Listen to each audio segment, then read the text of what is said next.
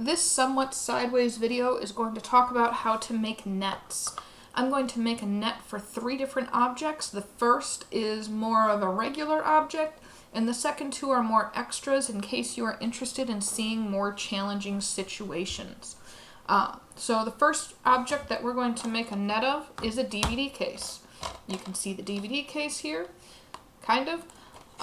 And what we're going to do is we are going to make a net of it. So the first thing I'm going to do is I'm going to take the front of the DVD case and I am going to draw the shape that is the front. You can see rectangle, rectangle. Now, what I'm going to do is I'm going to turn this rectangle on its side. And I'm going to see that on the side is a smaller rectangle. It's a lot skinnier. So I'm going to draw a skinnier rectangle. When I continue to turn the case, you're going to see another big rectangle. So I'm going to go ahead and draw that. And right now, you can see from the front, you can kind of imagine it unfolding. The 2 big rectangles, the little rectangle, the 2 big rectangles, the little rectangle. That's the easy part of the net because the DVD case does the job for me. However, there are still some sides I haven't counted. I haven't counted the top, the bottom, or the side. Those just don't unfold as nicely. So what I'm going to do is I'm going to go for this side and I'm going to follow the side of the shape and I'm going to draw it. Now, I could have put the side here or here. It goes off either side. Your drawing may look different than mine. It is okay however you unfold it. This is just the way that I choose to go about it, and there's a bunch of different ways it could look. I'm also going to get the top of the case, which is another rectangle, and then the bottom of the case, which is another rectangle. Now, if you've been asked by, I don't know, someone to find the congruent sides, to label the sides and then find the congruent sides, the first thing that I'm going to do is I'm going to label all of these shapes. So I'm going to call this A, B, C, D, E, and F. And I've labeled all of these shapes. Now, if I were to write these shapes out, I would call this rectangle A, rectangle B, rectangle C, rectangle D, E, and F. And you can see that I've used those quotation marks to show that I'm repeating the same word over and over. Now, as you might know from the DVD case, the front and the back are the exact same shape. So those A and C, that would mean, I'm trying to figure out where to put it so I have room. That would mean that A is congruent to C. A and C, nope. A is congruent to C. You can also see that B is congruent to D because those are the same shape. Those 2 sides are the same shape. They're different colors, but the same shape. And then we also have F and E. So F is congruent to E. And you can see me making ever so neatly the congruent sign, which is just an equal sign with a tilde or a curved line on top. So that is rectangle A. And if you're looking at just regular shapes, then you are good to go from here.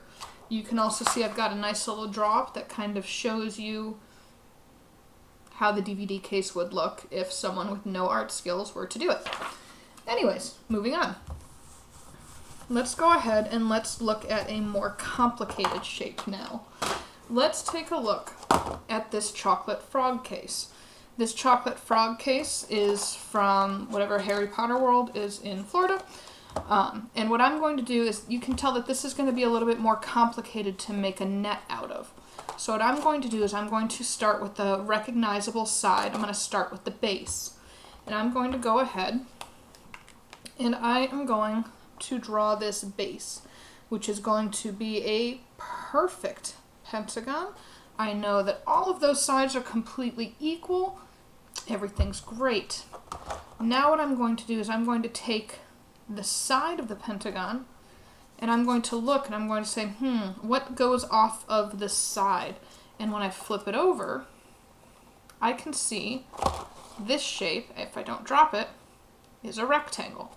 So I'm going to put a rectangle here. And if I go off of every single side, I'm going to see rectangles. Remember, there's a lot of different ways to draw shapes. This is just the way that I happen to be doing it. Now, if I were to take this and unfold it, you'd be able to see what I was talking about. However, yeah, that's Slytherin there. That's the one that I got. However, the box won't unfold unless I want to ruin it, and I kind of like this box, so I'm just going to do it on paper. But you can see that the next shape is going to be a triangle. You can see how a triangle goes off of that rectangle. So what I'm going to do is I'm going to draw all of these triangles off of the rectangles, and you can absolutely see everything here is perfectly the same size and shape because art skills and freehanding and only so much time in the video before you guys lose interest and turn it off. Now what I'm going to do is I'm going to label the shapes A, B, C, D, E, F, G, H, I, J, K. I have a bunch of different shapes here. I have pentagon. I just realized that's sideways. My apologies. I have pentagon A.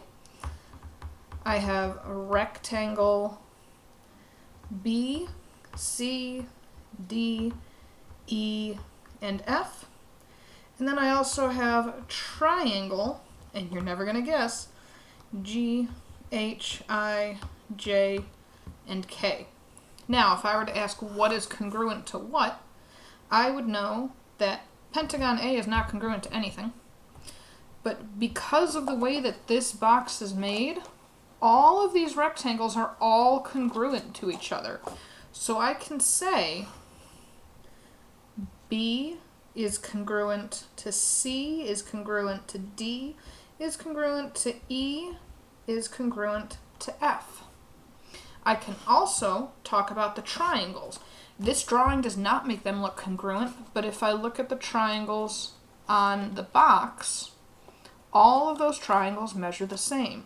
So I can say G is congruent to H, is congruent to I, is congruent to J, is congruent to K, and those would be my congruency statements, or telling which of these shapes are the exact same.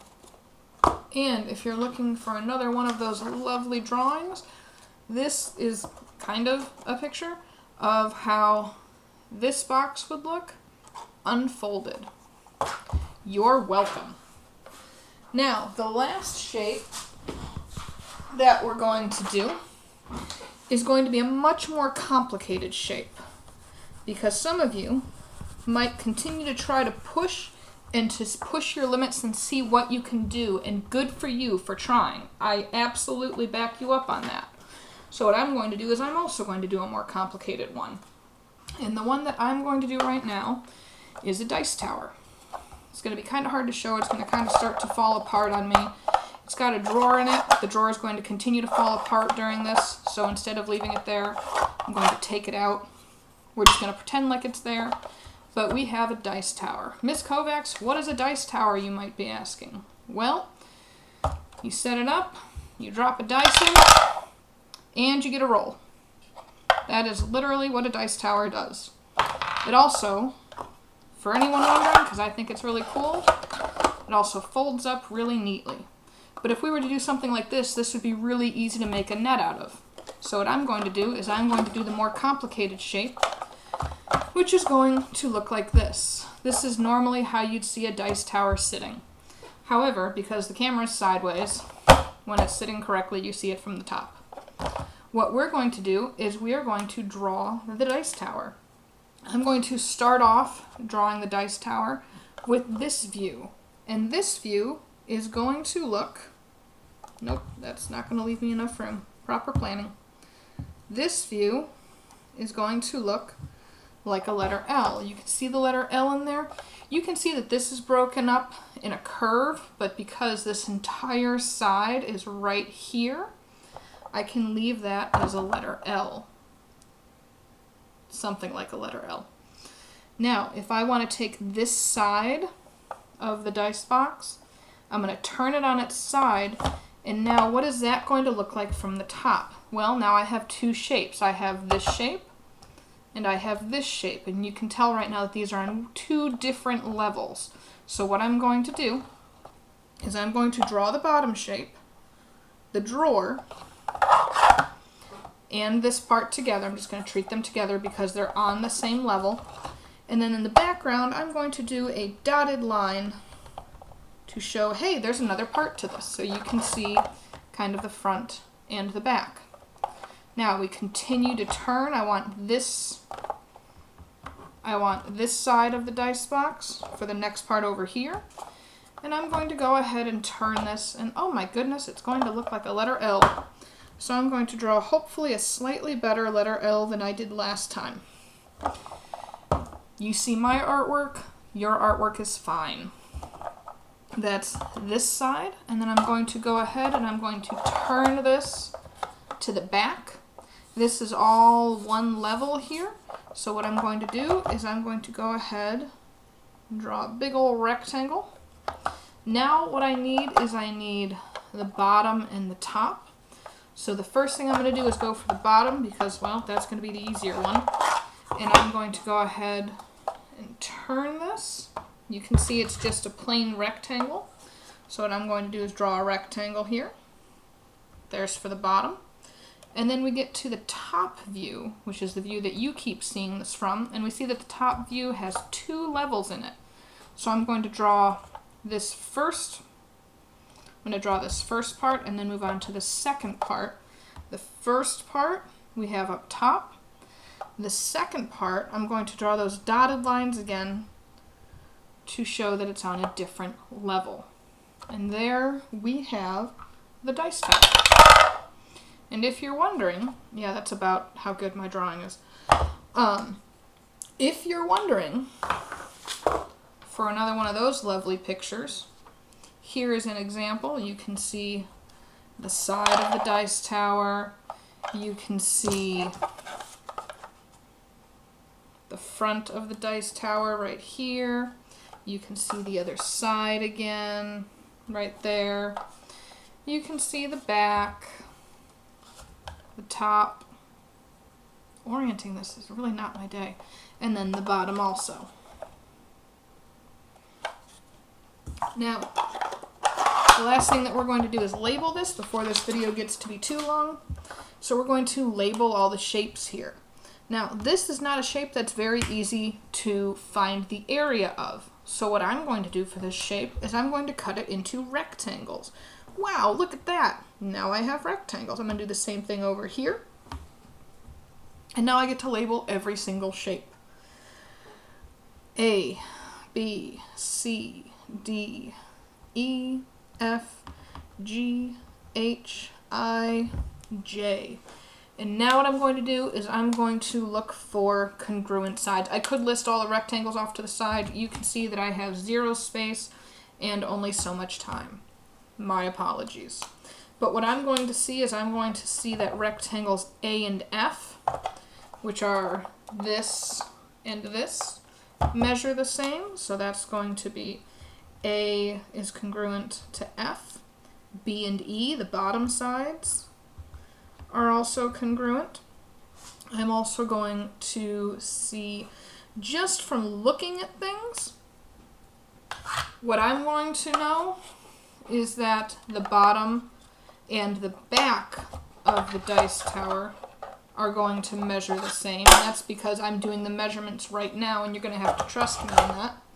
So I'm going to know, the problem is this is the entire back, and all I want is this part. So the way I've split these are not congruent. H and G are not congruent. So what I actually have here is those are my only congruent sides. Yeah, those are the only congruent sides. And there you have a few different nets.